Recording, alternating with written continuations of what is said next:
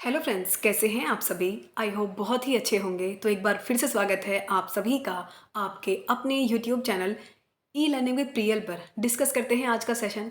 आज हम लोग एम्ब्रियोलॉजी यानी कि भ्रूण विज्ञान का लेक्चर 2 कवर करेंगे। लेक्चर 1 में हमने कंप्लीट किया है एंडोस्पर्म, जो कि एम्ब्रियोलॉजी का इंपॉर्टेंट टॉपिक है। एम्ब्रियोलॉजी अपने आप में एक बहुत ही बड़ा टॉपिक है जिसके अंदर की कई सारी बातें पूछी जाती हैं, जैसे कि एंडोस्पर्म आता है, जैसे कि एम्ब्रियोसैक आता है, जैसे कि एव्यूल आता है, फीमेल गैमेटोफाइट है, मेल गैमेटोफाइट है, ओव्यूल के टाइप पूछे जाते हैं। तो ये एक इंपॉर्टेंट, इसको हम एक यूनिट कह सकते हैं, जिससे कि कई सारे क्वेश्चन हमारे एग्जाम में देखने को मिलते हैं। और एक सिंगल टॉपिक, फॉर एग्जांपल अगर एंडोस्पर्म है ना, उसके भी कई सारे क्वेश्चन आपसे एग्जाम में पूछे जा सकते हैं। एम्ब्रियोसैक है, उससे भी कई सारे क्वेश्चन देखने को मिल सकते हैं। तो एम्ब्रियोलॉजी अपने आप में कई सारे मार्क्स कंटेन करके रखता है, तो इसलिए जरूरी है कि हम लोग हर एक सेशन ध्यान से लें।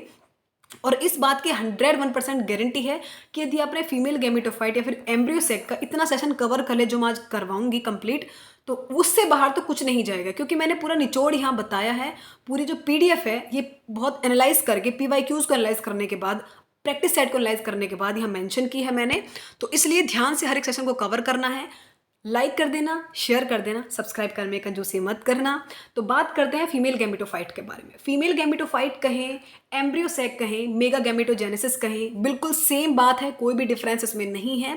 तो इसलिए कंफ्यूजन मत क्रिएट करना, दोनों बातें सेम है। एम्ब्रियोसैक कहें, एम्ब्रियोसैक को हिंदी में कहते हैं भ्रूणपोष, ठीक है। नेक्स्ट बात करते हैं फीमेल गैमेटोफाइट के बारे में।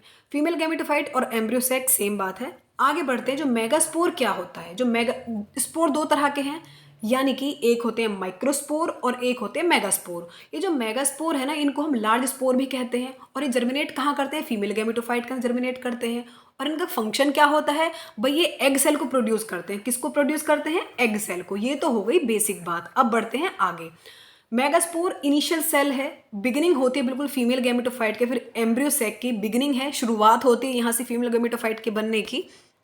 नेक्स्ट बात करते हैं, इनका जो न्यूक्लियस होता है, मेगास्पोर का जो न्यूक्लियस है, ये डिविजन्स के थ्रू जाता है।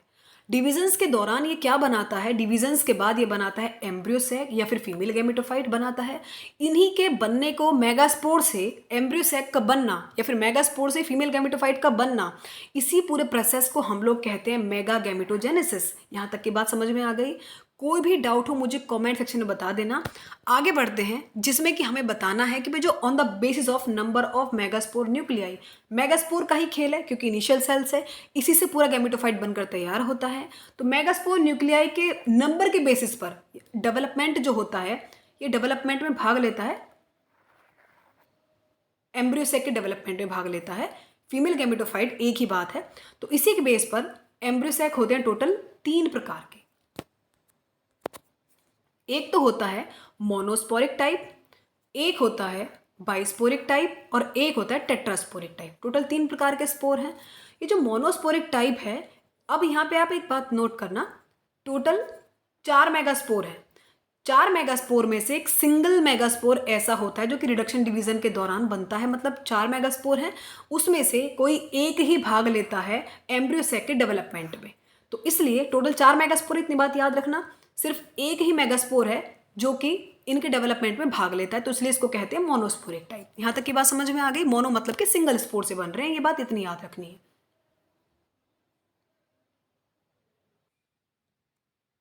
तो सेकेंड टाइप होता है वो है बाइस्पोरिक टाइप, जिसमें कि हमसे पूछा गया है बाइस्पोरिक टाइप क्या होता है, ये आप जान लें। इसमें क्या था, मोनोस्पोरिक में कोई एक ही मेगास्पोर है जो कि इसके एम्ब्रियोसैक के डेवलपमेंट में भाग लेता है, ठीक है। जबकि बाइस्पोरिक में क्या होता है कि जो बाइस्पोरिक है उसमें से 4 में से 4 मेगास्पोर है टोटल, 4 में से कोई 2 मेगास्पोर हैं जो कि भाग लेते हैं किसमें? डेवलपमेंट में। किसके डेवलपमेंट में? एम्ब्रियोसैक के डेवलपमेंट में, ठीक है। नेक्स्ट और थर्ड टाइप आता है टेट्रास्पोरिक टाइप। टेट्रास्पोरिक में क्या होता है कि इसमें टेट्रास्पोरिक टाइप में क्या है, टोटल 4 मेगास्पोर हैं। 4 में से टोटल 4 ही मेगास्पोर जो हैं ये भाग लेते हैं एम्ब्रियोसैक के डेवलपमेंट में। यहाँ तक की बात क्लियर है? मोनोस्पोरिक में एक भाग ले रहा था, एक स्पोर। बाइस्पोरिक में 2 स्पोर भाग ले रहे थे। टेट्रास्पोरिक में क्या होता है, टोटल 4 में से 4 ही डेवलपमेंट में भाग लेते हैं, किसके? एम्ब्रियोसैक के। यहाँ तक की बात क्लियर है? अब ये जो मोनोस्पोरिक टाइप है ना एम्ब्रियोसैक का, ये बहुत इंपॉर्टेंट है, इससे कई सारे क्वेश्चन पूछे जाते हैं, इसलिए मैं डिटेल में भी डिस्कस किया है। मोनोस्पोरिक टाइप है एम्ब्रियोसेक का, उसमें पूछा गया है हमसे कि ये किस तरीके से होता है।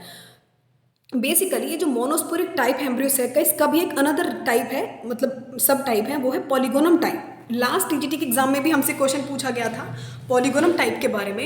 ये जो पॉलीगोनम टाइप है ये बहुत ही ज़्यादा कॉमन टाइप है एम्ब्रियोसेक का, यानी कि जो एंजियोस्पर्म्स हैं टोटल 70 मतलब अप्रॉक्स 70% केसेस में इसी तरह का पॉलीगोनम ही देखने को मिलता है, पॉलीगोनम टाइप ही एम्ब्रियोसेक का देखने को मिलता है। ये बात आप याद रखना। देखो 3 टाइप एम्ब्रियोसेक के, एक तो है मोनोस्पोरिक, एक है बाइस्पोरिक और एक है टेट्रास्पोरिक। लेकिन 80% चांस है आपसे कि सिर्फ मोनोस्पोरिक ही पूछा जाएगा। 80 नहीं 90% कह सकते हैं, बाकी 10% रिमेनिंग रखते हैं जिसमें कि बाकी सारी चीज़ें पूछी जा सकती हैं। लेकिन जो मोनोस्पोरिक टाइप है ना, इंपॉर्टेंट है, जिसमें कि पॉलीगोनम बहुत ज़्यादा इंपॉर्टेंट है। ठीक है, अब हम बात करते हैं कि इसको पॉलीगोनम टाइप क्यों कहा जाता है। पॉलीगोनम तो एक प्लांट है, इसको इसलिए कहा जाता है क्योंकि स्ट्रॉसबर्गर एक बायोलॉजिस्ट हैं, बॉटनिस्ट हैं बेसिकली, उन्होंने पॉलीगोनम प्लांट में इसको सबसे पहले रिपोर्ट किया था, इसलिए इसको कहा जाता है पॉलीगोनम टाइप। ठीक है, इंपॉर्टेंट बात ये आती है वापस से कि इसका डेवलपमेंट किस तरीके से होता है। तो ये डेवलप होता है single chalazal megaspore of megaspore tetrad, यानी कि जो मेगास्पोर टेट्राड हैं, टोटल 4 मेगास्पोर हैं, उनमें से एक सिंगल मेगास्पोर से इसका डेवलपमेंट होता है। वो भी कौन से रीजन प्रेजेंट है? रीजन 2 है।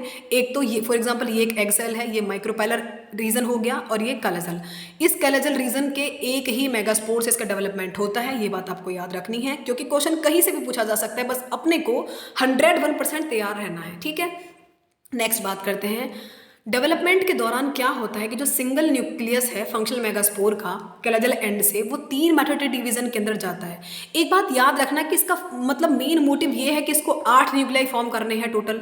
उन 8 न्यूक्लियाई में से भी जो 4 न्यूक्लियाई वो प्रेजेंट होते हैं माइक्रोपाइलर एंड पर, और 4 न्यूक्लियाई प्रेजेंट होते हैं कैलेजल एंड पर। ठीक है भाई, फॉर एग्जाम्पल ये हमारी एग सेल है, 4 तो प्रेजेंट हो गए यहाँ पे मेगास्पोर और न्यूक्लियाई, और 4 प्रेजेंट हो गए यहाँ पर। ठीक है, यहाँ तक की बात सही है। अब इन 4 में से एक तो आ गया यहाँ पे, और इन 4 में से एक आ गया यहाँ पे, ये बना देंगे 2 पोलर न्यूक्लियाई। ये बात आ गई। ईच ग्रुप 2 ग्रुप हैं, एक ये वाला ग्रुप है, एक ये वाला ग्रुप है।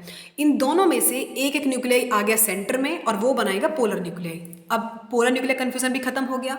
एक आगे कैलेजल से और एक आगे माइक्रोपाइलर से, वो बनाते हैं, क्या बनाते हैं? Polar nuclei. अब यहाँ पे कितने बचे? 4 में से 3 बचे यहाँ पे और 3 बचे यहाँ पे।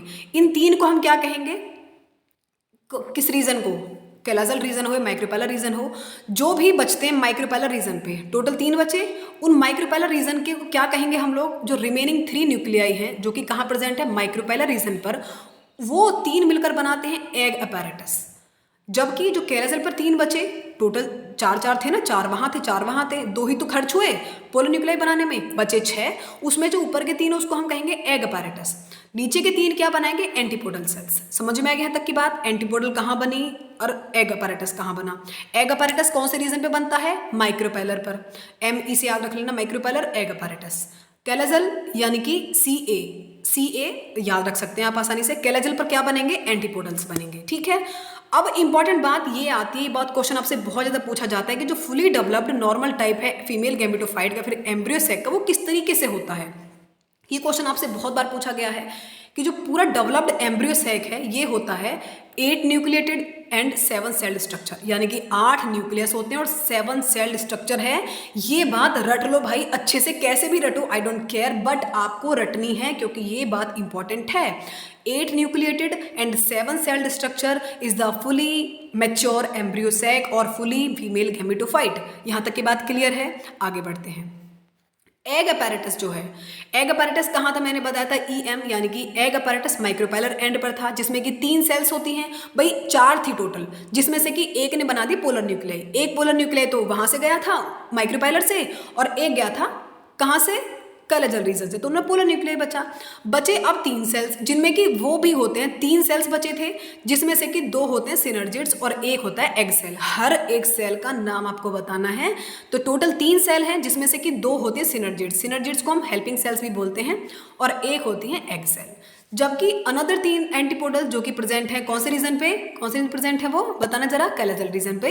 तो कैलेजल रीजन पर जो प्रेजेंट है उनमें एक होता है सेंट्रल सेल में, 2 होते हैं पोलर न्यूक्लियाई, वो तो 3 तो हो गए एंटीपोडल जो कि ये दिख भी रहे हैं आपको, और 2 जो सेंटर में होते हैं जो दोनों के योगदान से बने थे माइक्रोपाइलर के और कैलेजल के से, वो बनाते हैं पोलर न्यूक्लियाई। ठीक है, मैं आपको एक बार स्ट्रक्चर दिखाती हूँ। देखो ये है हमारा प्रॉपर स्ट्रक्चर किसका? एम्ब्रियोसेक का। यहाँ आप देखें होता क्या है। ये है कालाजल एंड, ये है माइक्रोपाइलर एंड, ये हैं टोटल 4 सेल्स थी जिसमें से कि 2 बने हैं पोलर न्यूक्लियाई, 4 में से एक यहाँ आ गई थी और एक माइक्रोपाइलर से यहाँ आ गए तो उन्होंने बनाया था पोलर न्यूक्लियाई। 2 पोलर न्यूक्लियाई बन गई। अब 3 सेल्स यहाँ रह गए और 3 सेल्स यहाँ रह गए। कालाजल के 3 सेल्स मिलकर बनाती हैं एंटीपोडल्स, एंटीपोडल सेल्स कहते हैं इनको। जबकि माइक्रोपाइलर की भी 3 सेल्स हैं जो कि एक होती है, 2 होते हैं सिनर्जिड्स, एक ये वाले सिनर्जिड्स और एक ये वाले सिनर्जिड्स। सिनर्जिड्स को हम लोग हेल्पिंग सेल्स भी कहते हैं और एक होती है एग सेल। तो टोटल 3 हो गए, एक तो हो गई एग और एक होते हैं सिनर्जिड्स। टोटल बात यहाँ क्लियर है, ठीक है। अब ये जो स्ट्रक्चर आप देख रही है सेंट्रल सेल है जहाँ पर पोलर न्यूक्लियाई प्रेजेंट होते हैं। अब ये होते हैं फिलीफॉर्म अपैरेटस। यहाँ पे जो रीजन देख रहे हैं फिलीफॉर्म अपैरेटस, ये फिंगर की तरह प्रोजेक्शन है, उंगलियों की तरह प्रोजेक्शन होती है, जो कि क्या काम करते हैं, ओव्यूल्स को कलेक्ट करने का काम करते हैं ओवम को। बेसिकली इनका जो फंक्शन है ये होता क्या है कि यहाँ पे ये प्रेजेंट हैं, ये माइक्रोपाइलर पे प्रेजेंट है। ये क्वेश्चन आपसे बहुत ज़्यादा पूछा जा सकता है कि जो फिलीफॉर्म अपैरेटस है वो कहाँ प्रेजेंट होते हैं, तो ये प्रेजेंट होते हैं कहाँ पर, माइक्रोपाइलर एंड पर। एग अपैरेटस मैंने बताया अभी, 2 सिनर्जिड और एक एग सेल है। सिनर्जिड सेल को हेल्पिंग सेल्स भी बोल देते हैं। और ये यहाँ देखो एग सेल है ना, ये उसको कवर करने का काम कर रहे हैं। देखो एग सेल है, ये रही एग सेल तीसरी वाली जो माइक्रोपाइलर में प्रेजेंट है। ये जो दोनों हैं ये इसको कवर करने का काम करते हैं, किसको, एग सेल को, सिनर्जिड जो होते हैं, ठीक है। कहाँ प्रेजेंट है, माइक्रोपाइलर पर। अब बात करते हैं ये जो फिलीफॉर्म अपैरेटस था, बेसिकली फिंगर की तरह प्रोजेक्शन है इसकी, ये सिनर्जिड्स के ऊपर प्रेजेंट होता है। सिनर्जिड्स का काम क्या होता है ये बात आप याद रखने, ओवम को कलेक्ट करने का नहीं, फूड का काम होता है। ये मैं थोड़ा कन्फ्यूजन में आ गई थी यहाँ पे। सिनर्जिड्स को क्या कहते हैं, बेसिकली ये न्यूट्रिशन देते हैं एम्ब्रियोसैक को, खाने पीने का जो देते हैं एम्ब्रियोसैक को, वो काम सिनर्जिड्स का ही होता है। ये एब्जॉर्प्शन में हेल्प करते हैं और जो फूड का ट्रांसफ़र करना होता है ना, ट्रांसपोर्ट करना होता है फूड मटेरियल्स का, वो काम भी न्यूसेलस से वो काम करते हैं। कौन करते हैं, सिनर्जिड्स ही करते हैं। और कहाँ से लेके जाते हैं, फिलीफॉर्म अपैरेटस, यानी कि जो प्रोजेक्शंस थी ना फिंगर लाइक, वहाँ से लेके जाते हैं।